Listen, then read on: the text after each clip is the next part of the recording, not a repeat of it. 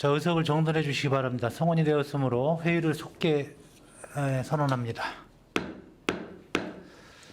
계속해서 질의할 의원님 계십니까? 네, 최선자 의원님 질의해 주십시오. 네, 존경하는 이간호 의원님께서 그 군소음 보상에 대해서 질의를 해주셨는데 거기에 덧붙여서 보충 질의를 하겠습니다. 네, 조금 전에 우리 국장님께서 말씀하시기를 누락되거나 이의 신청을 한 분은 100%다 수용을 해주셨다고 말씀을 하셨습니다. 그렇죠? 예, 예. 네, 그런데 제가 듣기로는 뭐 그 아파트에서 이의 제기를 했었고 얼마 전까지도 했었는데 누락이 돼서 이번엔 되지 않는다고 하였고 이제 그거에 대한 답변과 그다음 두 번째는 그 군 소음의 그 측정을 하는 데 있어서 한 아파트에서 소음을 측정을 했는데 다 들어갔는데 두 동은 안 들어갔다. 이런 경우에는 어떤 경우인지를 답변해 주시기 바랍니다. 이게 이제 국방부에서 이제 소음 측정을 한 거거든요. 용역을 줘서. 그래서 이 소음 측정에 대해서는 국방부에서 한 사업이기 때문에 저희 평택시에서 그 측정 결과에 대해서 이의 제기를 할 수가 없습니다. 그러니까 아까 말씀드렸듯이 아파트 전체 이 아파트가 한 단지에서 일부는 들어가고 일부는 안 들어갔을 경우 저희도 이해를 못하죠. 저희도 이게 소음이라는 것은 이 하늘에서 이 소리가 확산이 되는 건데 같은 단지에서 이쪽은 뭐 101동에서 105동까지 들어가고 106동에 110동까지 안 들어갔다. 이거는 일반인들이 생각할 때는 상식적으로 이해가 안 돼요. 그렇지만 과학적으로는 이해를 할 수밖에 없는 그런 상황입니다. 과학적으로 증거가 그렇게 되니까. 근데 거주민들은 거기에 실제로 거주하시는 분들은 이해 당연히 못하죠. 제가 거기 살아도 이해 못할 거예요. 그렇지만 이해를 할 수밖에 없는 상황이고 그걸 가지고 우리 평택시를 통해서 계속 이의 제기를 왜 여기는 들어가고 여기는 안 들어갔냐. 하지만 이거는 국방부에서 판단할 상황이기 때문에 지자체에서 그거는 민원의 한계가 있다라는 걸 분명히 말씀을 드리고요. 그런 부분에 대해서 이의 신청에 대해서는 저희가 뭐 받아들일 수 있는 상황은 아니고 대상이지만 예를 들어서 뭐 감액이라든지 뭐 이런 부분에 대해서는 이의 신청했을 경우는 저희가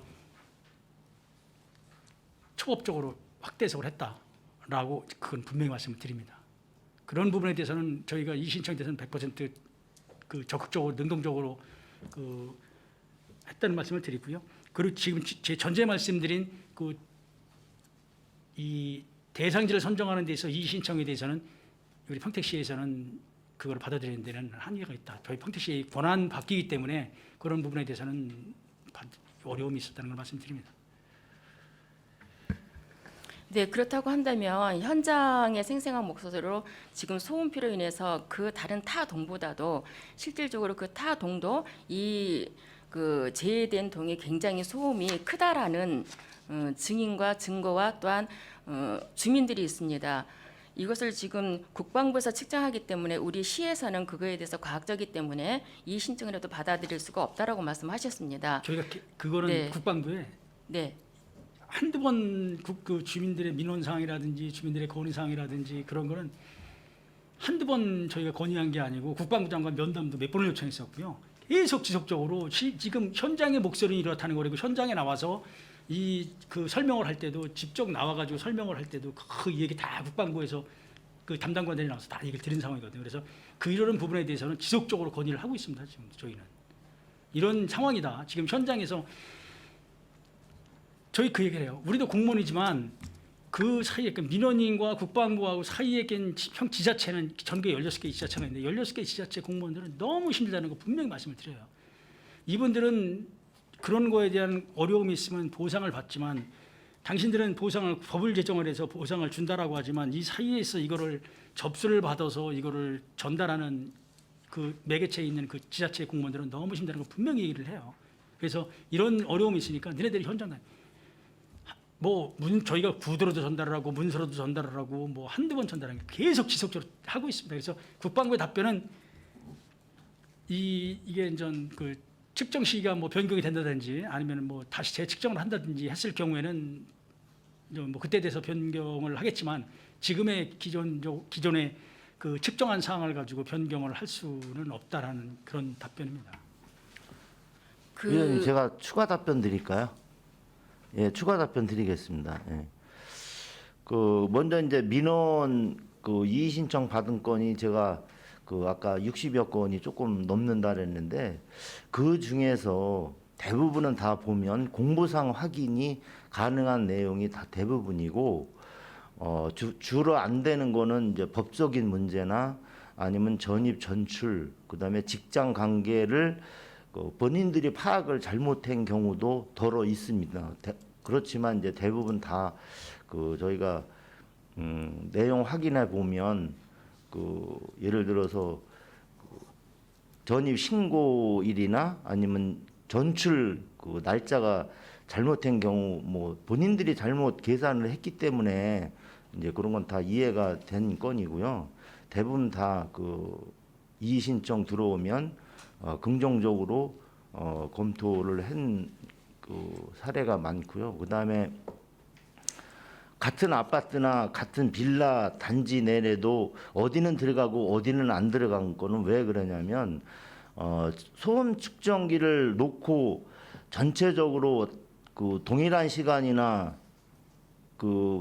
같은 날짜로 해서 이렇게 소음 측정을 해서 결과가 나오면 그걸 가지고 하나하나 다 이렇게 따져서 선을 긋는 게 아니고 콤파스 같은 거로 이렇게 원을 그리다 보니까 같은 아파트 단지 같은 빌라라도 안 들어가고 들어가고의 문제가 발생했습니다. 그래서 그런 것을 저희가 좀 불합리하다고 해서 건의를 지속적으로 하고 있고 그 결과 아마 내년부터는 이런 것이 긍정적으로 아마 검토되고 있는 거로 알고 있습니다. 네, 한 가지 더 질의를 하겠습니다. 우리 과장님의 답변 잘 들었습니다. 그럼 우리 국방부에서 소음 측정을 하는 바운드 라운드는 어디에서 정하는 겁니까? 지역 내내. 예, 그런 것도 다 이제 저희가 한 건 아니고 이제 국방부에서 일괄 용역 추진해서 결과로 나온 걸로 알고 있습니다. 네, 그렇다고 한다면 같은 측정에서 같은 아파트에서 했을 때 지금 똑같은 제가 질의를 하는데 이해가 안 가시잖아요. 우리 집행부에서도. 네, 그러한 부분은 이제 내년부터는 그렇게 하신다고 말씀을 하셨잖아요. 그러니까 내년부터는 그렇게 확실하게 누락된 같은 장소에서 더 실질적으로 소음으로 인해서 피해를 보고 있는 주민들이 여기에 누락되어 있어요. 아시잖아요. 그러한 분들에 대한 것을 내년부터는 분명히 하시겠다는 말씀이신 거죠? 예, 그렇습니다. 네, 이러한 일이 없도록 우리가 국방부와 또 우리 집행부에서 좀 협조를 해서 이러한 누락된 그래서 정말로 더 큰 피해를 보고 있는 시민들이 없을 수 있도록 잘 검토하셔서 해주셨으면 좋겠습니다. 예, 최종 결정은 뭐 국방부에서 내리겠지만 우리 주민들이 피해가 최소화되도록 저희가 적극적으로 노력을 하겠습니다. 네, 이건 보충 질의를 마치겠습니다. 네, 최선자 의원님 수고하셨습니다. 이어서 김명숙 의원님 질의해 주십시오. 네, 김명숙 위원입니다. 네. 6쪽에 보면 자체 사업비 12에서 100% 나와 있는 것 중에 잉글리시 스쿨에 대해서 좀 설명 좀 해주시겠어요? 어떤 거요지? 6페이지 잉글리시 스쿨에 대해서 업무 설명을 부탁드렸습니다.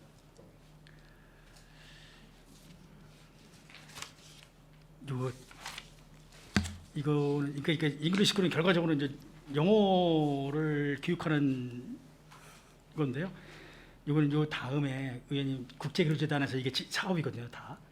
이 한미 증진화 군내이버 사업은 이 국제교류 사업이에요. 국제교류 재단 사업이거든요. 그래서 저희는 뭐 이 개발적으로만 큰 틀에 설명을 드릴 수 있는데 구체적인 거는 이따 다음에 국제교류재단 할 때 질문하시면 더 내용이 정확히 알 수 있을 판단이 됩니다. 네, 제가 그것 때문에 지금 질문을 드린 거예요. 예. 지금 자체 사업 12, 100%를 세웠는데 왜 이게 지금 여기서 다뤄지고 있는지. 이거는 이제 저희가 평택문화재단이나 국제교류재단은 저희 국제문화고 위탁 재단이기 때문에 저희 산하재단이기 때문에 포괄적으로 담으셨다는 포괄적으로, 얘기죠? 예, 잘 알겠습니다. 자, 그 다음에 9쪽을 9페이지를 한번 봐주십시오. 지금 이제 그 추진 실적에 보면 문화예술인 지원이라는 항목이 있어요. 예. 구체적으로 이제 저희가 그 이 코로나 때문에 예술인 재난지원금하고 별개로 지원이 된 걸로 알고 있는데 예술인 재난지원금은 지금 100만 원씩 해가지고 125명에 지출이 된 걸로 지금 여기 올라와 있고요. 예. 이 예술인 지원은 어떤 항목으로 어떻게 지원이 되는지 좀 설명을 듣고 싶습니다.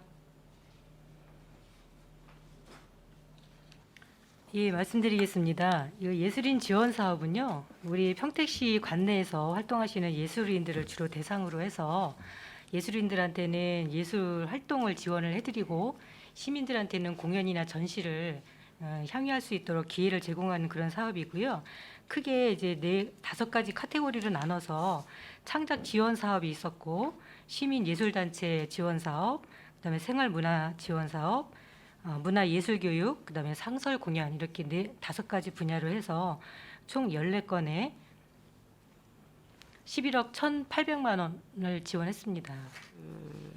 이게 언제부터 지원이 시작됐던 거죠? 이 항목으로? 그 사업마다 약간씩 이제 지원 시기는 다른데요. 대부분 이제 공모 사업이 대부분이고요. 예, 물론 한 3월 안으로 거의 공모가 끝나면 연중 이제 지원하면서 공연이나 전시를 하는 사업입니다. 공모 사업이면은 100% 지원인가요? 자부담이 있나요? 대부분 100% 저희가 지원을 하고 있고요. 네네. 예, 자부담은 크게 따로 들어간 사업은 없습니다. 그러면 국비가 여기 들어가는 항목들이 좀 있나요? 국비 예, 일부 있습니다. 그 국비가 이제 저희가 그 7천만 원 해가지고 관내에서 이제 활동하시는 그 예술인들을 대상으로 해서 이제 지원해주는 그런 사업이 좀 있고요. 또 도에서도 일부 그 9천만 원 예산을 편성을 해가지고 도에 경기도에서 활동하시는 그 예술인들이 평택에서 그 전시나 공연을 할 수 있도록 하는 그런 사업도 진행하고 있습니다. 이 공모 사업들은 보통 이제 집행부에서 그 안이 뜨면 우리 시에 이제 이게 적당하겠다 싶어서 공모를 하시는 건가요? 이 사업은 이제 뭐 도비나 국비 같은 경우에는 이제 사업이 지정돼서 내려오는 거고요. 대부분 그 우리 시에서 그 문화재단에서 다른 문화재단 사업을 이제 참고를 한다든지 또는 우리 지역 이제 특성을 살려서 필요로 하는 사업들 그리고 이제 수요에 맞춰서 하는 사업들 다양하게 나타나고 있습니다. 그러면 재단 관계자들이 여기에 대해서 관심이 많으면 국비나 도비 이런 공모 사업에 참여율이 높아지겠네요. 네, 그렇습니다. 좀 많이 관심을 가지셔서 네. 지자체 예산도 중요하지만 공모에서 도비나 국비를 많이 좀 활용을 해서 사업을 진행시켜 주셨으면 좋겠고요. 지금 이제 평택에 놀이 문화가 그렇게 많지 않은 걸로 알고 있습니다. 그런데 이제 쥐불놀이 대보름 행사로 쥐불놀이 지원해가지고 200만 원 나간 게 있는데 이거에 대해서 조금 설명을 좀 부탁드릴까요?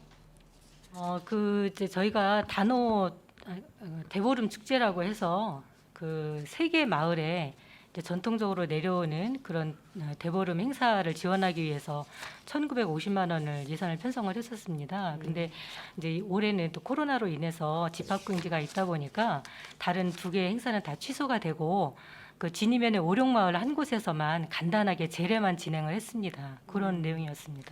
저는 개인적으로 이런 놀이 문화는 어느 한 주체자가 대상이 정해져 있는 게 아니잖아요. 시민들 전체가 참여할 수 있는 놀이 문화이기 때문에 지금 이제 인구가 갑자기 늘면서 구도시와 신도시가 같이 할 수 있는 이런 놀이 문화로 이런 것들이 조금 진행이 됐으면 좋겠다라는 생각을 하고요. 또 하나는 평택의 거북놀이라고 아시죠? 네. 네, 거북놀이에 대해서 진행되고 있는 상황을 좀 알 수 있을까요? 저희가 경기도 지난번에도 용역을 했지만 이제 경기도 이전 어떻든 간에 경기도 그 무형문화재에 이제 등록이 될 수 있도록 지금 노력을 하고 있습니다. 그래서 그게 이제 뭐 이천이라든지 몇 개 지역에서 그 놀이를 하고 있지만 우리 이제 평택은 그 노아리 와야마을을 중심으로 해서 지금 그게 지금 거북놀이가 지금 지속적으로 해오고 있는 상황이기 때문에 그 저희가 지금 최대한 경기도 무형문화재 등록이 돼야 저희도 지원 근거가 마련이 되고 지원을 할 수 있는 상황이기 때문에 최대한 지원하려고 지금 그렇게 하려고 노력하고 있습니다. 지금. 네, 제가 알기로는 이 거북놀이가 평택 관내에서 저희 어렸을 때만 해도 많이 이루어졌던 걸로 있었습니다. 알고 있어요. 네. 근데 저는 수업절에 많이 제가 있었습니다. 살던 곳에서는 이 거북놀이가 없었어요. 근데 고덕이나 아까 말씀하신 노아리 쪽에서는 이게 많이 이제 행해졌는데 우리가 문화를 새로운 것을 만드는 것도 좋지만 전통적인 걸 찾아서 이렇게 계승해 나가는 것도 좋은데 사실은 거북놀이가 그렇게 크게 테마가 크지는 않아요. 그래서 이거를 뭐 상설 공연을 할 수 있는 이런 프로그램은 저는 아니라고 보고 있거든요. 그래서 평택에서 공연이 있거나 이럴 때 앞에 공연으로 잠깐씩 해서 이것들이 있는 거에 대해서 주민들이나 시민들이 관심을 갖게 하고 이거의 필요성을 어필을 해서 아까 이야기하신 중요 무형문화재나 이런 것들로 지정을 받기 위해서 조금 애를 써주셨으면 좋겠고요. 그 다음에 지금 18페이지를 참고해 주세요. 자, 야간 테마공원 빛의 산책 1단계 조성 사업 해가지고 지금 미디어 파사드가 있습니다. 이 파사드 높이가 어느 정도 되는지요? 한 14, 5m 됩니다. 14호메다요? 예, 예. 14호메다면 아파트로 하면 몇 층 정도 되는 거죠? 4, 5층? 한 5층 정도 건물 되는 걸로 알고 네, 있습니다. 네, 5층 자, 이 5층 정도면 이 내리 문화공원이 벌판이죠? 예, 예. 벌판이면 이게 바람의 영향을 어느 정도 받는다고 생각을 하십니까? 아, 이 파사드는요. 위치가 쏘는 위치가 그 내리문화공원의 정자 밑에 둔덕이 있습니다. 네네. 그 둔덕에다 쏘는 겁니다. 아, 준덕에다 쏘는 거예요? 예, 예. 자, 그러면 이거에 대한 그 파사드를 설치를 했을 경우에 다른 사례를 봤을 때 이 파사드가 지금 지속적으로 관리비가 좀 많이 들어가는 걸로 알고 있어요. 그렇죠? 이거에 대한 예산은 뭐 이제 다음에 책정이 돼서 들어오긴 하겠지만 이런 그 사례 그다음에 파사드의 어떤 그 장단점에 대해서 잘 미리 예산이 낭비되지 않도록 좀 참고하셔서 하셔야 될 것 같고요. 저는 개인적으로 파사드를 그렇게 환영하는 사람은 아닙니다. 지금 평택에서도 파사드가 좀 있는데 지금 어디 한 군데 같은 경우 세워놓고 있는 상태예요. 그거는 계획할 때 그거에 대한 문제점을 직시를 하지 못해서 많은 예산이 들어가 있는데도 불구하고 추가로 들어가는 경비가 많은 이유로 지금 잠시 중단이 되고 있는 사태입니다. 이런 부분들이 실수는 할 수 있지만 그 실수가 반복이 되면 그건 실수가 아닌 걸로 저는 생각을 하니까 집행부에서 좀 참고해서 해주셨으면 좋겠고요. 그 다음에 20쪽을 20페이지를 한번 봐주십시오. 자, 평택 8경 해가지고 소풍정원부터 쭉 원평나루 갈대숲까지 이렇게 돼 있는데 평택하면 대표적인 놀이가 생각이 나는 게 저는 별로 없어요. 평택하면 농악은 생각이 납니다. 평택해서 지금 이제 그 뭐 생태공원, 배다리 생태공원 이런 부분들은 외부에서 와서 관람을 하는 부분이 아니에요. 시민들이 편의성으로 제공받고 활용하는 공간이고 지금 평택을 그 대표적인 시민과 함께하는 관광 홍보라고 해서 제가 말씀을 드리는 거예요. 문화 공간으로 쓰는 게 아니고 관광 홍보라는 거예요. 근데 과연 배다리 생태공원이 관광 홍보에 적합한지 그리고 이거를 관광 홍보에 만약에 이렇게 넣었다면 앞으로 어떤 계획을 갖고 이 공원이 관광이라고 하면은 시민들이 사용하는 것도 있지만 외부에서 유입되는 인구를 놓고 전체적으로 관광이라는 단어를 쓰는데요. 자, 이렇게 여러 가지 그 8경이라고 해서 정해져 있으면 이것을 외부에서 왔을 때 관광할 수 있게끔 투어버스나 이런 것들을 좀 생각을 해봐 주셔도 괜찮을 것 같아요. 지금 평택 같은 경우에는 일 생활권에 들어가기 때문에 외부에서 와서 1박을 할 수 있는 상황은 아닙니다. 관광 명소로. 그렇게 또 관광 명소가 좋지도 않고. 그런데 이렇게 그 몇 가지 장소가 조금 더 체계적으로 갖춰진다면 투어버스를 조금 운행해 보시는 것도 우리가 조금 고민해 봐야 될 부분이 아닌가라는 생각을 하는데 집행부에서는 어떻게 이 부분에 대해서 고민을 좀 하고 계십니까? 예, 답변을 좀 드리도록 하겠습니다. 저희가 이제 평택이 지금 의원님께서 지적을 해주셨던 평택이 지금 관광 자원이 부족한 건 사실입니다. 이게 이제 관광이라는 것이 이제 어떻게 굴뚝 없는 산업인데 그 평택 관광이 없다라고 해서 또 그냥 방치할 수 있는 그렇죠. 그런 상황은 아니고 지금 뭐 이 모든 것이 이제 그 1차 산업, 2차 산업, 3차, 4차 산업을 떠나서 이제 5차 산업, 6차 산업이 진행이 되는 이런 상황에서 관광은 꼭 필요한 사업이 그래서 저희가 그러면 어떻든 간에 기존에 있던 시설을 가지고 최대한 그 뭐 인위적이진 않지만 그래도 이거를 우리가 좀 만들어가는 관광이라도 좀 한번 해서 시민들 그리고 시민들이 좀 찾아올 수 있고 그리고 외부에서 우리 평택 가면은 좀 찾아올 수 있는 공간을 만들어 보자라고 해서 저희가 13개 평택 팔경을 선정해서 13개 후보지를 이제 선정을 해서 시민들 약 700명을 대상으로 해서 설문조사를 했습니다. 그 설문조사를 해가지고 이제 평택 팔경을 선정을 한 거고요. 일단 이 평택 팔경을 선정을 해서 저희가 이제 기본적으로 저희가 이거에 대한 사전 공모전이라든지 또 SNS 영상 이벤트를 또 그런 또 콘텐츠를 또 수집을 한다든지 또 거기를 다니면서 모바일 스탬프 투어 평택 가볼까라는 그 모바일 스탬프 투어를 해가지고 한다면은 저희가 그분들을 추첨을 해가지고 또 이제 관광 상품도 지급한다든지 또 이번 이 공모작에 대해서 사진 같은 경우는 공모작에 대해서 전시를 통한다든지 해서 어떻든 간에 이 평택 환경을 통해서 저희가 최대한 홍보를 해서 그 평택의 이런 팔경이 존재를 하고 이 평택 팔경이 시민들한테 친근감 있게 다가갈수록 좀 하려고 노력을 한다는 말씀을 드리고요. 지금 전 이런 부분을 지금 저희가 평택 투어버스를 운영을 하고 있습니다. 평택 투어버스를 운영을 계속 하고 있는데 그래서 저희가 평택 투어버스도 전에 그 8대 의원님들께서 항상 뭐 말씀해 주셔가지고 그 홍콩 같은 2층 버스라든지 평택 투어버스를 지금 저희는 전세로 해서 이제 전세 계약으로 해서 좀 하고 있는데 그 2층 버스라든지 아니면 평택 그 버스를 제대로 된 버스를 하나 사가지고 완전 외부 랩핑을 해가지고 저 버스가 다니면은 저건 평택의 버스, 홍콩처럼 빨간 그 버스 빨간 컬러가 이렇게 그 하면은 홍콩 하면은 그 빨간 컬러의 그 버스가 생활하듯이 저 버스를 딱 보면은 저건 평택의 투어버스다라는 그런 인식이 되도록 저희가 지금 계획을 하고 있습니다. 그래서 전 그 예산을 투어버스를 그 사가지고 전 구입을 해서 전 그렇게 할 계획까지 지금 하고 있습니다. 지금 현재는 그 저희가 그냥 투어버스를 이제 운영을 좀 하고 그래서 저희가 이제 안보 견학이라든지 관광지 견학이라든지 이런 코스로 해서 지금 투어버스를 운영을 하고 있습니다. 자, 말씀 잘 들었고요. 그 투어버스가 그러면 코스가 지금 몇 개나 되는지요? 3개 코스로 되어 있습니다. 어디죠? 예, 지금 4개 코스로 있고요. 정기 코스는 4개 코스로 있고요. 네.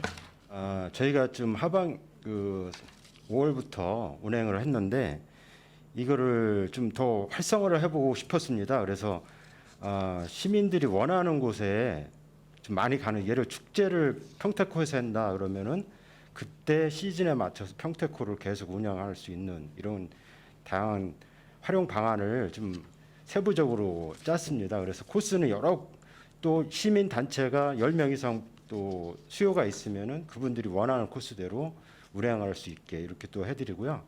지금 저희가 다각도로 시민이 접근할 수 있게 버스를 활용할 수 있게 이렇게 좀 여러 코스를 마련을 해놨습니다.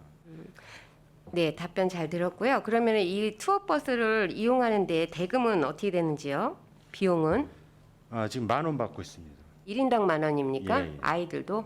예. 근데 거기에 이제 식사비까지 지금 포함돼서 저희도 고민이 많습니다. 그래서 저희가 식사를 도시락 제공이나 아니면 음식점 예를 들어서 뭐 포승에 평택항을 갔다 오는 근방에 식당을 이렇게 이용하거나 이래서 사실은 10,000원이 너무 적어가지고 저희 운행하는데 좀 차질을 좀 있습니다. 그래서 내년에는 그걸 어떻게 할까 고민을 지금 많이 하고 있습니다. 실제로 10,000원이면은 본인들 점심값이거든요. 그렇죠. 네, 설명 잘 들었고요. 제가 안을 하나 드리고 싶습니다. 평택에는 체험관광연구회가 있어요. 농업기술센터 내에. 체험관광연구회 농가들이 중간중간에 우리가 투어하는 중간중간에 농가들이 굉장히 많이 있는 걸로 알고 있습니다. 그러면 이렇게 우리가 알고 있는 자원도 활용을 하지만 이 투어 속에는 그 체험 농가들을 견학하는 코스 내지는 체험에서 아까 말씀하셨던 그 식사 문제 같은 경우도 직접 만들어서 먹는 이런 프로그램을 연계를 하면 조금 더 넓어지지 않을까 체험 컨텐츠도 넓고 참여율도 넓고 그래서 한번 참고는 해봐 주십시오. 자, 제가 질문할 사항은 여기까지고요. 성실하게 답해 주신 집행부에 감사 인사드립니다. 예, 고맙습니다. 네, 김영숙 의원님 수고하셨고요. 투어버스 얘기 나왔으니까 우리 투어버스가 어떻게 생겼죠 지금? 작년에 행감 때 투어버스 좀 개선 요구가 좀 있었어요. 네, 근데 지금 거기에 대한 답은 못 들었습니다. 지금 관광버스를 관광버스죠 일반. 예, 관광버스 전세로 해서 지금 근데 오픈형 투어버스도 그래서 원했고 저희가 뭐 문제가 좀 있습니까? 그래서 지금 저희 검토하는 것이 이제 그 버스를 전용 버스를 사자. 전용 버스를 사서 뭐 2층 버스가 되든 뭐 아니면 2층 버스가 안 된다라고 하면은 그 랩핑을 그냥 진짜 딱 보면은 아 저거는 평택의 투어버스다라는 그러니까 평택을 좀 특색 있게 나타날 수 있는 거를 좀 랩핑을 해서 그리고 저기 다니면서 그게 일종의 뭐 시대를 다니기만 해도 아 여기 평택에 저런 관광지가 있고 저런 명소가 있다라는 그래서 지금 고민을 지금 하고 있습니다. 그래서 내년도에 좀 예산을 좀 반영해 명소도 중요하지만 버스가 지나가면 그냥 타고 싶다. 예. 저 버스 타고 싶다 한번 이게 충동이 일어나야 저 돼요. 버스가 그냥 일반 관광버스 예. 딱 뭐 그 창문만 있고 이게 뭐 타고 싶은 생각 있겠습니까? 예, 저 이제 거기 이제 그 투어버스에는 외부 랩핑은 돼 있는데 이제 관광버스이다 보니까 이제 전체 랩핑을 하기는 어려운 상황이고 그래서 그런 부분에 대해서는 저희가 올해 좀 금년도에 계획 좀 예, 세워서 예. 내년 예산에 좀 포함될 수 있게 국장님 좀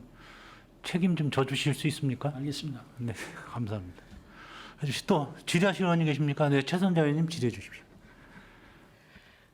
네, 방금 그 투어버스에 대해서 말씀해 주셨는데 저도 적극적으로 그거에 대해서는 찬성합니다. 평택만의 특색 있는 투어버스의 예산이 나온다면 저희 시의회도 적극적으로 협조를 하겠습니다. 그렇게 해서 지금 말씀하시는 것처럼 우리 모두가 저 버스만 그 어떤 투어버스만 다녀도 우리 평택에 홍보가 되고 관광지가 있구나라는 그런 거를 할 수 있기 때문에 굉장히 긍정적으로 생각합니다.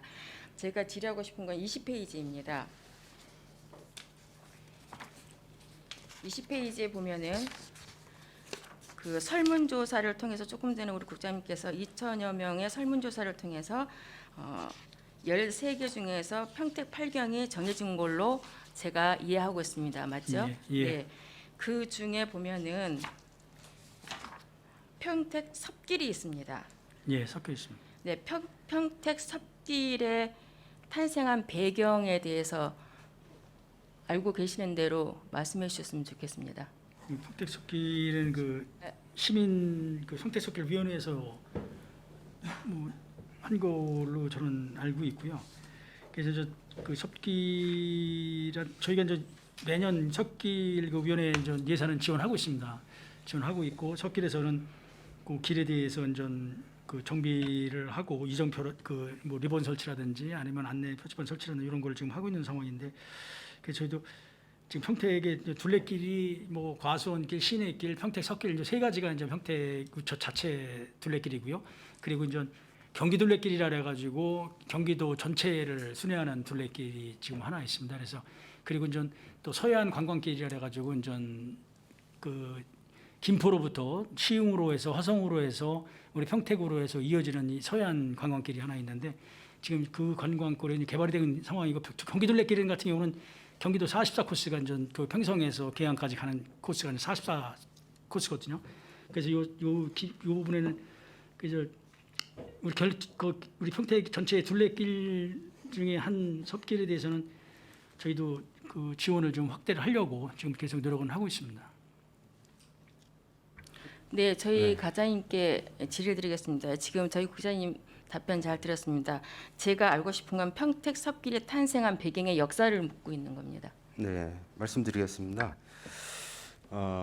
평택 섭길은 시민 사회 단체에서 개발한 평택 둘레길이고요. 정식 명칭 평택 섭길 추진위원회에서 평택의 역사에 대해서 잘 아시는 분들 그래서 이거를 평택 둘레길로 만들어 보자 해서 취지해서 모이신 분들이 민간에서 개발을 했습니다. 그래서 저희 시에서는 지금 16코스가 지금 개발돼 있어 있고요. 그래서 저희가 시에서도 저희가 그 관련 예산을 지원을 하고 있습니다. 그래서 그런데 이제 제가 와서 감각과정으로 와서 보니까 이 16개 코스를 전체로 하기에는 한 200km가 됩니다. 그렇기 때문에 저희 시가 관리하기는 너무 200km라는 물리적 거리가 있기 때문에 저희가 제가 걸어보니까 시내길이 역사성도 있고 시민 접근할 수 있는 시내에도 있고 둘러보니까 너무 좋더라고요. 그래서 저희가 석길 추진위원회하고 논의를 통해서 이 석길 중에서 16개 코스는 시내길을 중점적으로 관리를 해서 시민들이 접근하고 활용할 수 있게 올해 중점적으로 해보자 하는 의기투합을 해서 관련 걷는데 안내판이나 걷는데 불편이 없도록 이렇게 지금 현재 추진하고 있고요. 내년에는 비단길이라고 해서 평택호를 볼 수 있는 둘레길이 있습니다. 그래서 그 부분을 중점적으로 지금 추진하려고 계획을 잡고 있습니다. 네, 답변 잘 들었습니다. 제가 평택 섭길의 그 배경을 알기로는 2012년도에 자발적으로 시민들이 평택에는 가볼 만한 곳이 아무리 찾아봐도 없다. 그래서 우리가 한번 찾아보자라고 해서 다녀보니 평택 외곽을 돌다 보니 그것이 자연적으로 평택과 구도심과 연계가 되다 보니 그게 둘레길로 제가 이어진 걸로 알고 있습니다. 그렇다고 한다면 지금 말씀하시는 것처럼 그것이 바로 우리 시민들이 원하는 평택의 섭길로 이제 지금까지 8경에까지 들어오게 되었습니다. 그러면 지금 현재 16개의 코스 중에 이제 한 코스를 지금 여기에 넣으셨더라고요. 그럼 지금 현재 평택 위원님, 평택 8경에는 석길은 들어가 있지 않습니다. 평택 섭길은 들어가지 않았네요, 진짜. 네, 네. 제가 잘못 이해했습니다. 그럼 그 평택 섭길에 지금 관리를 전체적으로 16개 코스를 지평부에서는 이제 하기가 좀 어렵다라고 말씀해 주셨잖아요. 그렇다고 한다면 지금 현재 그 평택 섭길의 관리를 제가 알기로는 시민 스스로가 하는 걸로 알고 있습니다. 이렇게 설명드릴 수 있겠습니다. 지금 16개 코스는 추진위원회에서 관리를 하고 있고요. 지금도 올해도 관리 예산을 저희가 지원하고 있습니다. 단지 이제 제가 말씀드린 부분은 시민들이 이 섭길에 대해서 위원님 아까 말씀하신 대로 그런 취지에서 민간에서 개발했지만은 시민이 충분히 즐길 만한 길이다 이렇게 저희가 판단했기 때문에 그 중에서도 접근하기 쉬운 부분 또 경치가 이쁜 구간 이거에 대해서 시가 이번 섭길 추진위원회하고 논의를 거쳐서 중점적으로 한번 더 해서 많은 시민들이 섭길에 대해서 알 수 있도록 해보자 하는 취지의 말씀을 드렸습니다. 네, 그 걷기가 굉장히 지금 우리 요즘 삶에 있어서 굉장히 중요한 화두가 되고 있습니다.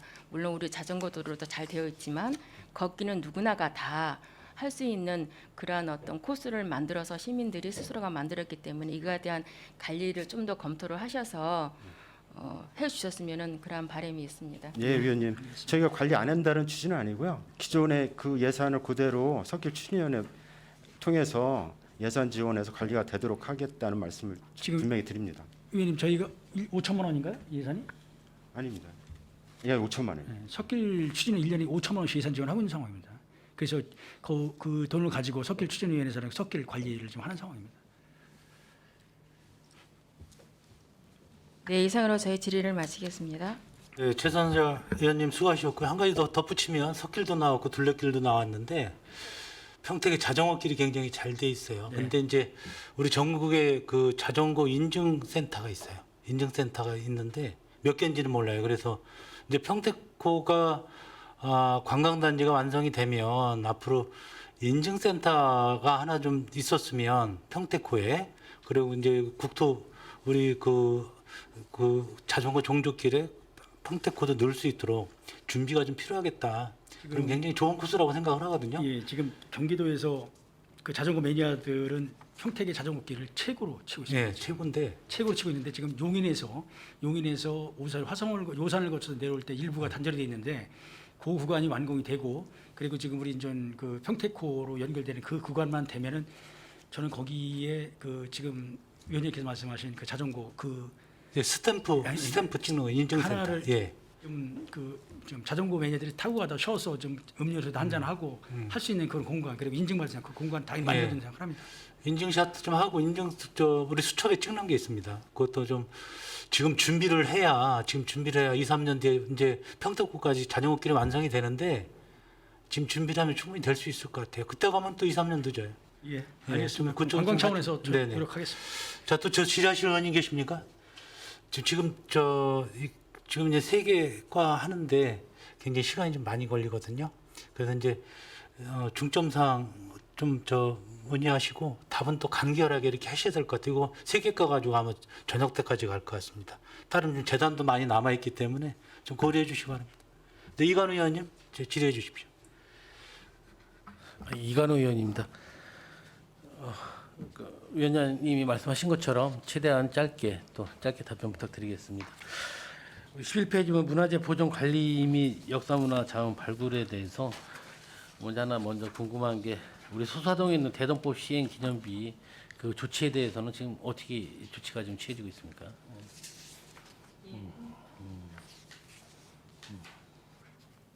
예, 대동법 시행 기념비 잘 아시겠지만 작년에 저희가 이제 경기도의 이제 문화재 현상 변경 심의를 거쳐서 그렇게 관리를 하고 있고요. 올해 2월에는 도시개발과에서 그 개발행위 제한 구역으로 아마 이제 그쪽에 역사공원하고 이제 도시개발 지금 이제 타당성 용역을 하고 있는 걸 알고 있는데요. 그렇게 관리를 하고 있고 또 저희가 이제 수시로 지금 이제 그 대동법 시행 기념비에 대해서 관심이 많아지다 보니까 시민들께서 계속 이렇게 이런저런 소스를 주셔가지고 그럴 때마다 저희가 현장에 나가서 관리하고 보고 있습니다. 그리고 거기 이렇게 절개지 이제 뒤에 지금 이제 담장이 쳐져 있어서 그거는 토지주 분하고 계속 협의를 하고 있는 중입니다. 네, 작년에 엄청 뜨거웠었는데 올해 좀 잠잠하길래 조치가 잘 취해졌나 좀 여쭤본 거고요. 우리 전통상찰 보존 관리 보면 우리 만기사 감로당 및 공양관 보건공사라고 했는데 요게 예산이 얼마나 잡혀 있었던 거죠? 위원님, 요거 이제 국비 8억하고 시비 도비하고 2억해서 10억을 지금 예산을 편성을 했는데요. 그 만기사 주지 스님께서 작년 12월에 원경 스님께서 입적을 하시면서 그 주지 스님이 계속 계시질 않았습니다. 그래서 올 4월에 이제 덕조 스님이 오셔가지고 이제 지금 스님하고 그 사업에 대해서 계속 이제 설계하면서 이제 협의를 하고 있는 중이라서 아마 하반기 중에는 설계안이 나오면은 공사를 착공할 수 있을 것 같습니다. 우리 유형문화재하고 전통사찰 안내판 표지에 대해서 한 1,000만 원인가 세웠던 기억이 나는데 그럼 추진이 잘 된 건가요? 예, 지난번에 그 도로 표지판 좀 몇 가지 좀 잘못된 게 있어가지고 그거 다 철거하고요. 그다음에 또 몇 가지는 또 보충해서 더 보사 만들려고 해달라고 하셔가지고 일단 상반기에는 한번 이제 정비를 한번 했고요. 혹시 수시로도 필요하면 계속 할 예정입니다. 알겠습니다. 그것도 3월 3, 4월인가 선거 치르기 전에 민원을 받았던 사항이라고 말씀드렸고요. 우리 그 역사문화자원 발굴해서 역사문화자원 전수조사 용역 착수가 있잖아요, 항목이. 그 내용은 지금 어디까지 착수가 좀 이루어지거나 아니면 좀 계획이 어느 정도 추진이 됐는지. 예, 저희가 이제 전수조사라서 저희가 이제 고증된 자료라든지 문헌이라든지 보고서를 통해서 한 600여 건 정도 이제 그동안 비지정 문화재인 것을 찾아냈고요. 비지정 문화재 몇 건요? 600건 정도 됩니다. 근데 그 중에 저희가 조금 전수조사가 필요하겠다라고 좀 1차로 한번 좀 이렇게 걸렀는데요. 그게 한 420여 건 됩니다. 그래서 그 중에서 한 600건 중에 400여 점에서 네, 문화재로 한 지정받을 수 있는 게 몇 건 정도? 극히 소수라고 좀 생각을 하는데요. 그거는 저희가 가치 평가를 다시 해봐야 되기 때문에 여기서 공개적으로 말씀드리기 좀 어려울 것 같고요. 예. 이제 8월 23일까지가 지금 용역 기간이기 때문에 용역이 끝나봐야 이번 회기 끝나고 나서 자료 좀 한번 부탁드리겠습니다. 8월 이게 사업 기간이 2월 25일부터 8월 23일까지 용역이 끝나봐야 이제 거기서 종료될 거고요. 최종 보고는 10월달이거든요. 그래서 그때쯤 돼봐야 이제 이 비정 우리 민간에서 가지고 있는 비정 문화재에 대한 어떤 가치 중요 판단 같은 거는 그때 좀 가봐야 좀 정확히 나올 것 같습니다. 정말 우리 지역의 문화재 더 이상 얘기 안 하셔도 되잖아요. 고인돌 같은 문제도 어떻게 좀 해결이 좀 다 전수조 지금 하고 있는 상황입니다. 제가 보충 설명 네. 조금 더 드리면 예, 예, 예. 제가 이제 얼마 전에 그 이제 용역사하고 한번 대화를 한 적이 있는데요. 네. 워낙 내용이 많고 어. 그 처음에는 이게 한 10월 안으로 끝날 수 있을 거다 어. 생각해서 8월 정도까지는 이제 뭐 이제 기한을 잡았는데 좀 용역 기간을 좀 연장을 하려고 한번 이제 여쭤봤더니 연말까지도 얘기를 하시더라고요. 한 건 한 건 현장 조사를 다 발굴 이제 현장을 나가서 하시다 보니까 좀 어려움이 있다고 하셔서요. 그 진행되는 상황은 수시로 위원님들한테 말씀드리도록 하겠습니다. 이 연간 사업 단기 연간 사업으로 추진할 사항이 아니라 네. 이거는 좀 장기적으로 우리 비지정 문화재에 대한 그 발굴 조사는 좀 더 장기적인 계획을 갖고 좀 해야 된다고 생각을 합니다. 이게 이제 금년도 저희 평택시 생긴 이래로 지금 비정문화재에 대한 요격은 기초용은 처음이에요 이게.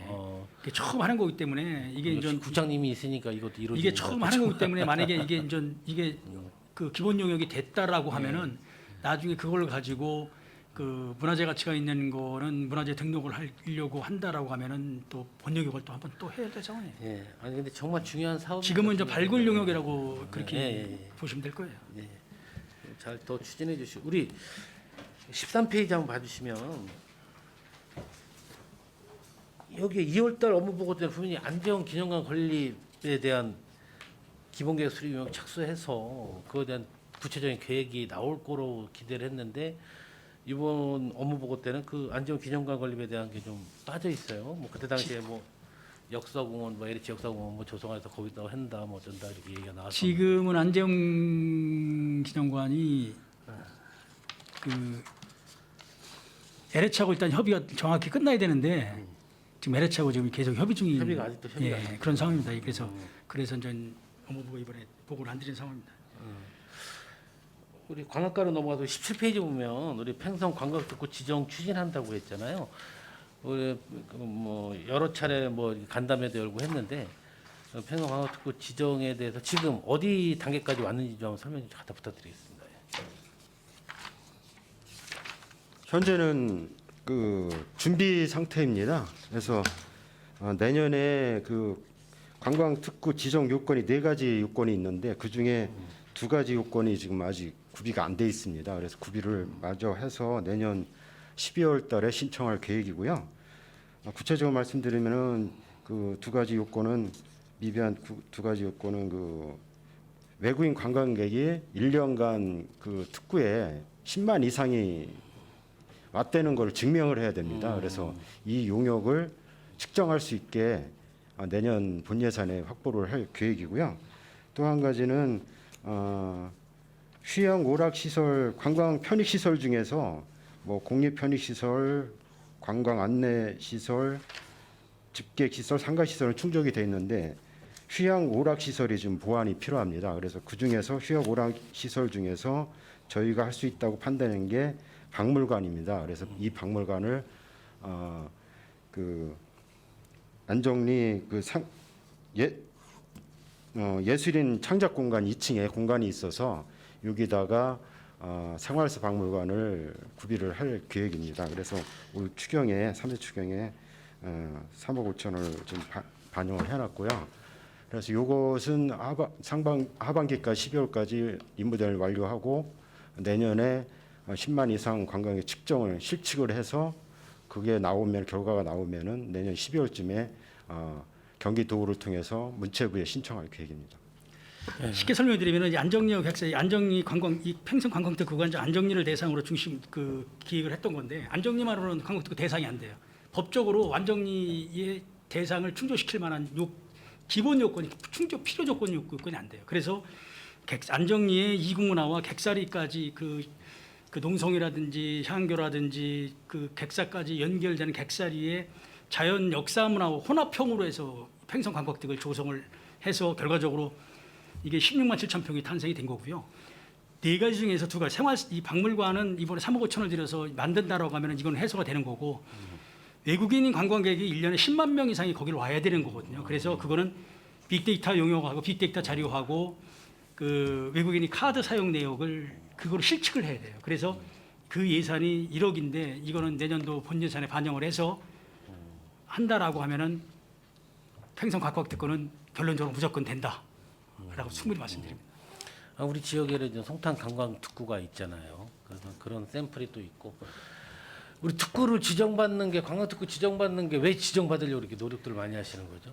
이게 이제 실질적으로 평생 이 관광특구 지정이 됐다라 가지고 크게 혜택 받는 건 솔직히 없습니다. 그 관광특구 내에 있는 주류점에서 면세 맥주를 뭐 제공받는다든지 아니면은 그 일부의 세금 감면이라든지 뭐 그런 건데 그렇지만 우리 평택 같은 경우는 주한미군이 주둔하는 지역에 대한 대외적인 이미지 제고가 어떻게 보면 더 큰 그 목적이라고 얘기할 수 있습니다. 그래서 평성도 K6에 주한미군이 존재를 하고 송탄도 우리 신장하고 그 K55의 미 공군 7공군이 존재를 하기 때문에 신장하고 서정을 같이 묶어가지고 송탄 관광특구를 이제 조성한 거거든요. 그래서 이게 이제 과거에는 문광부 장관이 지정하던 거를 지금은 이제 경기도지사가 지정을 한 상황이기 때문에 내년도에 이 두 가지 요건만 충족을 한다라면 100% 평성 관광특구 추진하겠습니다. 아무튼 뭐 관광특구 지정을 받는 거는 한편으로는 뭐 특별한 혜택이 없다고 하는데 우리가 잘만 보게 되면 관광특구 지정 받으면 늘 얘기했듯이 굉장한 혜택을 많이 볼 수 있는 사항들이 많이 있습니다. 그렇기 때문에 관광특구 지정을 받으려고 타 지자체에서 노력을 하는 부분이 있고 그거에서 우리 송탄 관광특구는 그동안 우리 집행부에서 너무 소홀히 대했던 부분도 사실이고요. 그걸 또 단연간 5년간 그 계획이라든지 그런 거 봤을 때 우리가 계획만 잡았지 실질적으로 추진한 사항이 거의 없습니다. 그러니까 국토비도 우리가 많이 받아올 수 있는 부분들을 많이 놓치고 있는데 이번 기회로도 팽성이 관광특구로 지정받는 그런 시점에서 우리 관광특구 지정에 대한 우리 평택시에 대해서 지정 지역에 대한 혜택을 충분히 누릴 수 있도록 많은 협조 부탁드리겠습니다. 예, 알겠습니다.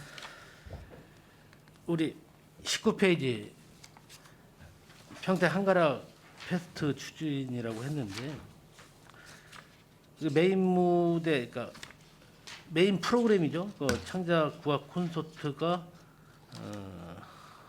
메인 프로그램이고 우리 서브 프로그램이 부대 공연 체험 프로그램인데 우리 부대 공연이 어떤 걸 의미하는 거죠? 부대 공연이라 그러면 뭐 전시를 얘기하는 건지 아니면 체험 뭐? 부대 공연은 일반적으로 전 뭐 거리극이라든지 뭐 마술, 댄스, 뭐 장르를 불문한 뭐 예술 전체를 전 말씀을 드릴 수가 있고요.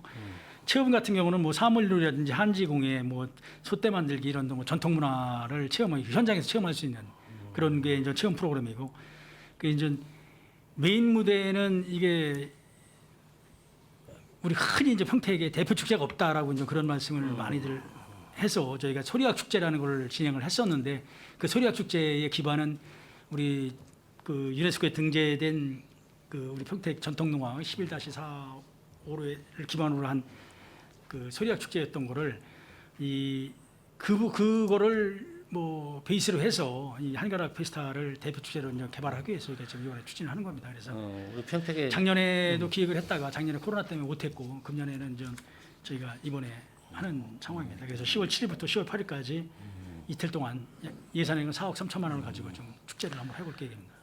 우리 평택이 정말 대표 축제로 이렇게 거듭나기 위해서는 안에서만 이루어져서는 정말 안 돼요. 우리가 훌륭한 예술인들도 물론 우리 관내에 있는 예술인도 참여를 해서 이 축제에 참여하겠지만 관외에 있는 또 저명한 예술인도 좀 함께해서 시민들에게 함께 어울릴 수 있는 그런 페스티벌 축제가 그렇습니다. 이루어졌으면 좋겠다고 저희도 생각을 축제에 하거든요. 대해서는 많은 반성을 하고 있습니다. 그래서 이게 이제 외부에서 손님이 오면 축제고 내부에서 지금 시민이 이동하면 행사인데 축제가 되도록 열심히 노력하도록 하겠습니다. 마지막 하나만 물어 20페이지 우리 시민과 함께하는 관광 홍보 콘텐츠 개발. 먼저 번에는 그 스마트 관광 홍보 콘텐츠 개발이라고 업무 보고를 하셨어요. 근데 이번에 스마트를 뺀 이유가 뭐가 있습니까? 특별한 이유는 없고요. 저희가 스탬프 투어라 그래서 웹을 통해서 저희가 평택 팔경이나 아니면 아까 말씀한 석길, 신해길 같은 데서 스마트 기기를 이용해서 이렇게 해보겠다 표현을 그렇게 쓴 사항이고요. 특별한 이유는 없습니다. 우리 그 추진 실적에 보면 예전에 우리 그거 있었는데 그 명소 홍보 책자 뭐 만들었다는 게 있었는데 그 명소 홍보 책자 혹시 제작 안 했어요? 시민이 뽑은 가볼 만한 곳 그 책자는 만들었습니다. 작년에. 평택시 20명소 책자라 그래서 예. 예산이 올라왔던 것 같은데 혹시 그거 있으면 예, 한번 예, 보고 있습니다. 싶어서 그러니까 그거 좀 책임 한번 좀 의원님들한테 한번 전해주세요. 예, 알겠습니다. 그다음에 우리 아까 제가 왜 스마트를 뺐어요라고 질문을 했냐고 하면 우리 평택시 스마트 전자건강 지도를 현행화하겠다는 그런 계획이 있어갖고 그게 많이 저 의원님들한테도 호응을 받았던 상황이거든요. 그러면 우리 그 계획은 이제 없는 건가요? 우리? 아닙니다. 계속 추진을 하고 있고요. 저희가 저희 과만 그 전자지도를 관리하는 게 아니라 그 관련 부서가 그거를 업데이트를 같이 해줘야 돼요. 저희가 받아서 저희가 관련 업체에 저희가 용역하는 업체에 보내서 저희 스마트 전자 지도에 업로드를 해야 되거든요. 그래서 계속 진행 중이고요. 아직 많이 부족합니다. 그래서 지속적으로 또 예산도 필요하더라고요. 계속 그거를 해보다 보니까 예산도 추가적으로 필요해서 100% 지금 제가 담당 과장이라도 만족하지 못하고 있고요. 그거를 최대한으로 업데이트해서 내년 예산에 좀 반영을 해서 전자지도를 완벽히 하려고 노력하고 있습니다.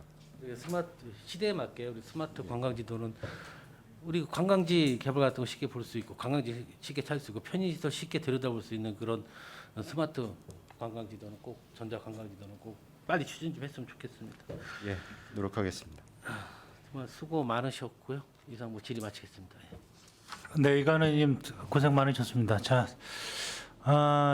질의하실 위원님들이 많이 계신 것 같아요. 그래서 부득이하게 식사 후에 계속 시간을 갖도록 하겠습니다. 괜찮으시죠, 위원님들?